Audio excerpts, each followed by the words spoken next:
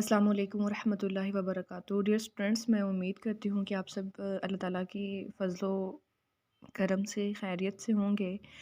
आज हम स्टार्ट करेंगे सूरह मुहम्मद। तो सूरह मुहम्मद का तारुफ़ हम सबसे पहले पढ़ते हैं।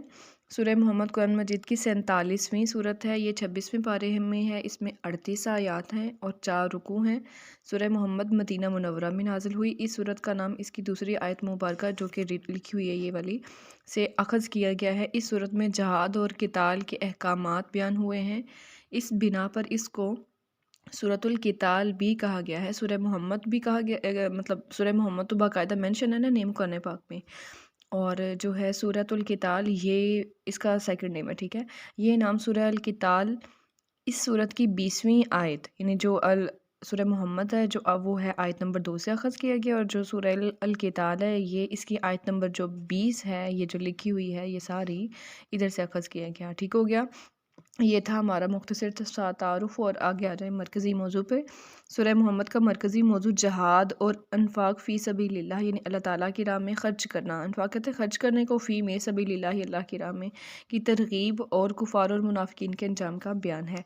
बुनियादी मज़ामीन पे आए तो सूरह मुहम्मद के आगाज़ में कुफ़ार के अक़ीदे और किरदार का मुसलमानों के किरदार से तकाबुल किया गया, यानी मवाजना और मुकाबला किया गया है। कुफ़ार के बारे में इरशाद है कि ये ना सिर्फ ख़ुद कुफ़र करते हैं बल्कि लोगों को भी अल्लाह ताला के रास्ते से रोकते हैं। चनाचा बातिल की पैरवी करने की वजह से अल्लाह ताला ने इनके अमाल ज़ाया कर दिए। इसके मुकाबले में अहले ईमान का ज़िक्र करते हुए फ़रमाया कि अहले ईमान अल्लाह ताला और हज़रत मुहम्मद रसूलुल्लाह सल्लल्लाहु अलैहि वसल्लम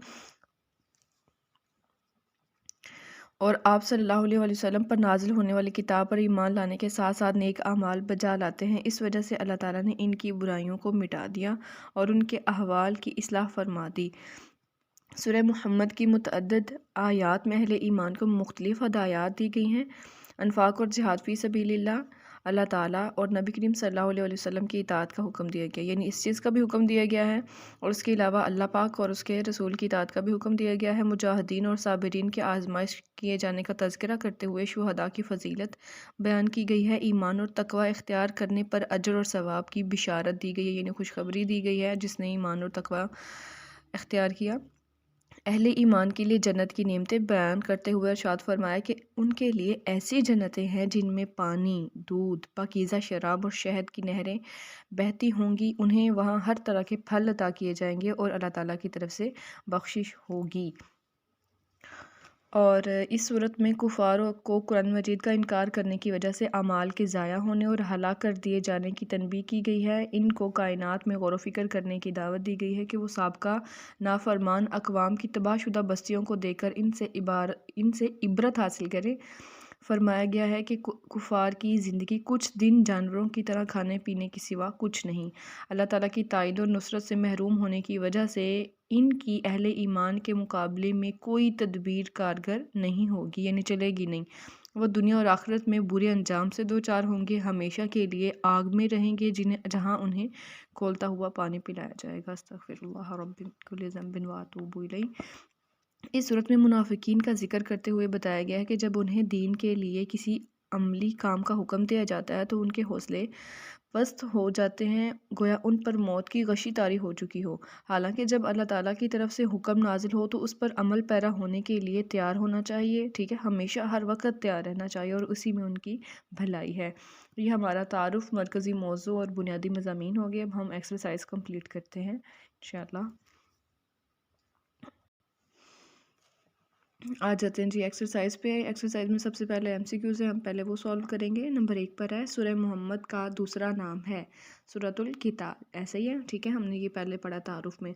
सूरह मुहम्मद में अहकाम बयान हुए हैं जिहाद के, ठीक है, यानी कि नमाज, रोज़े, हज, जिहाद में से जिहाद के अहकामात बयान हुए हैं। सूरह मुहम्मद में जिहाद के साथ साथ मुसलमानों को हुक्म दिया गया है अल्लाह ताला के रास्ते में ख़र्च करने का।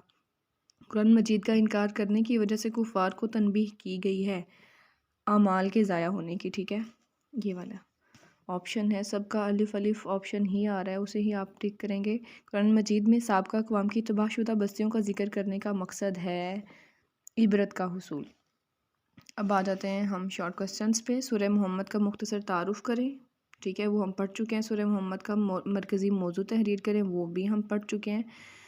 اور کفار کے اعمال کس وجہ سے ضائع ہوئے، یہ ہم مارک کر لیتے ہیں۔ سورہ محمد میں جنت کی کون کون سی نعمتیں بیان کی گئی ہیں، اور نمبر 5 پر ہے سورہ محمد میں اہل ایمان کو کس چیز کی ترغیب دی گئی ہے۔ تو اب ہم آنسرز لگا لیتے ہیں۔ جی ڈیئر اسٹوڈنٹس، سورہ محمد کا جو تعارف ہے، پہلے شارٹ کوسچن کا جو آنسر ہے وہ تو آپ یہ سارا لکھیں گے، ٹھیک ہے۔ اس میں سارا ریزن بتائیں گے کہ سورہ محمد میں کتنی رکوع ہیں، کتنی اس کی آیات ہیں، اور اس کا جو نام ہے سورہ محمد وہ کس وجہ سے رکھا گیا ہے، وہ کس آیت نمبر سے اخذ کیا گیا ہے۔ اس کے علاوہ جو اس کا سیکنڈ نیم ہے سورۃ القتال، جسے القتال بھی کہتے ہیں، یہ کیوں رکھا گیا ہے اور یہ کس آیت میں تھا مینشن، تو ادھر سے اخذ کیا گیا۔ اس کے بعد جب نمبر 2 پر جو کوسچن ہے مرکزی موضوع والا، وہ یہ ہائی لائٹڈ ہے آپ کے پاس، وہ بھی آپ مارک کر لیں گے۔ سیکنڈ کوسچن کا یہ آنسر ہے، ٹھیک ہے۔ فرسٹ کا یہاں سے یہاں تک ہے، اور سیکنڈ کا ادھر سے لے کے ادھر تک ہے، جس میں مطلب مرکزی موضوع میں جہاد اور انفاق فی سبیل اللہ کی ترغیب اور کفار اور منافقین کے انجام کا بیان ہوا ہے۔ اور نمبر 3 پر تھا کہ کفار کے اعمال کیوں ضائع ہوئے ہیں، تو کفار کے بارے میں ارشاد ہے کہ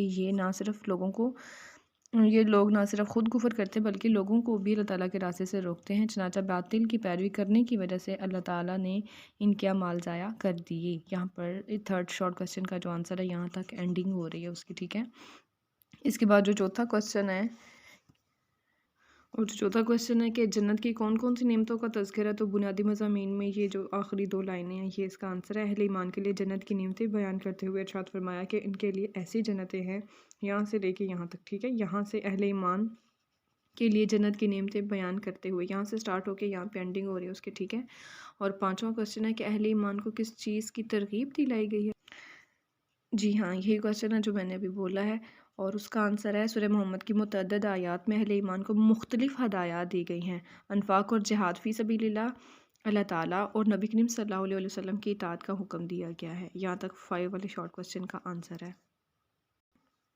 اس کے علاوہ سورہ محمد کے جو تفصیلی سوالات ہیں وہ ہیں سورہ محمد کے بنیادی مضامین پر تفصیلی نوٹ لکھیں، تو وہ ہم پڑھ چکے ہیں، وہ آپ اچھے سے یاد کریں۔ اللہ تعالیٰ آپ کو کامیابی اور کامرانی عطا فرمائے، آمین یا رب العالمین۔